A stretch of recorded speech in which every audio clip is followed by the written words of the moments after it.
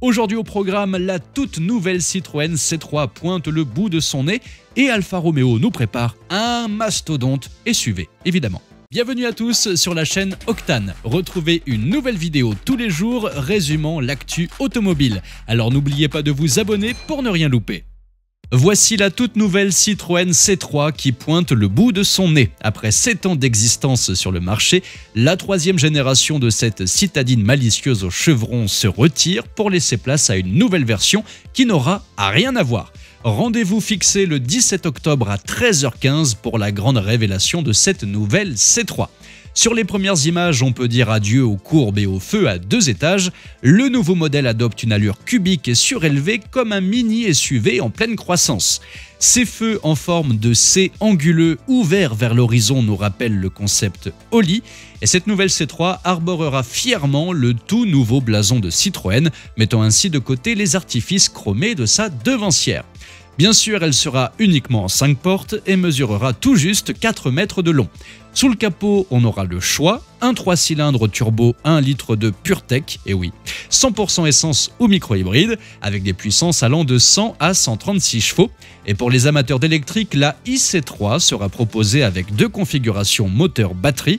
Vous pourrez choisir entre 82 chevaux et 42 kWh de batterie ou 109 chevaux et 50 kWh. La petite iC3 de base promet 300 km d'autonomie, tandis que la version 50 kWh devrait avoir environ 450 km d'indépendance énergétique. Pour ce qui est du portefeuille, la Citroën iC3 fera dans la sobriété à partir d'environ 23 000 € pour la version de base et elle sera éligible au bonus écologique 2024 et même au leasing social promis par Macron à 100 € par mois si celui-ci voit enfin le jour. Mais ça ne s'arrête pas là car cette belle française partagera son ADN avec la future Fiat Panda électrique, également attendue à moins de 25 000 € pour son entrée en piste. Cette nouvelle C3 débarquera chez les concessionnaires en mars 2024.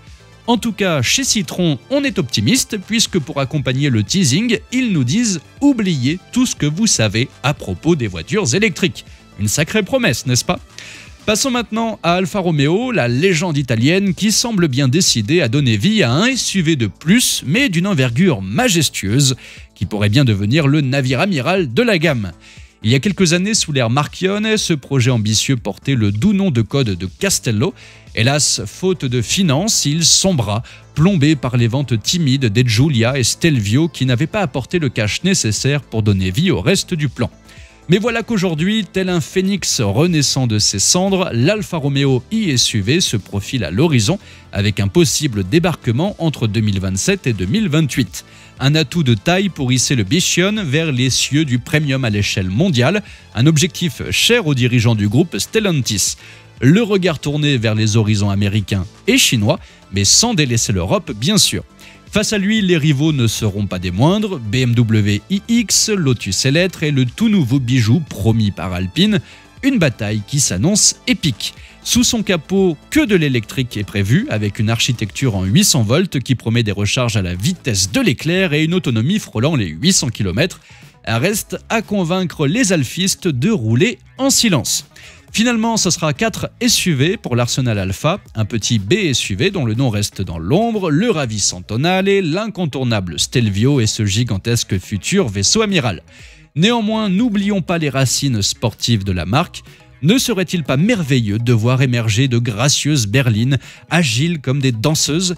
L'Amito, même s'il n'était qu'une Punto remaniée, a laissé place à une niche vide, tandis que la Giulietta, chérie pour son charme, attend toujours une digne héritière. L'évocatrice Alfetta pourrait bien être dans les cartons pour réinvestir le segment C. La Giulia, quant à elle, se renouvellera en version 100% électrique. Néanmoins, Monsieur Imparato, n'oubliez pas, les anciens adeptes de la Mito notamment, tombés sous le charme d'Alfa Romeo grâce à elle, ont sûrement agrandi la famille depuis. Or, on attend toujours une Alfa Romeo à cette place. Et ne prétendez pas qu'une Alfa à cette place serait inconcevable au vu de la flopée de SUV qui se prépare.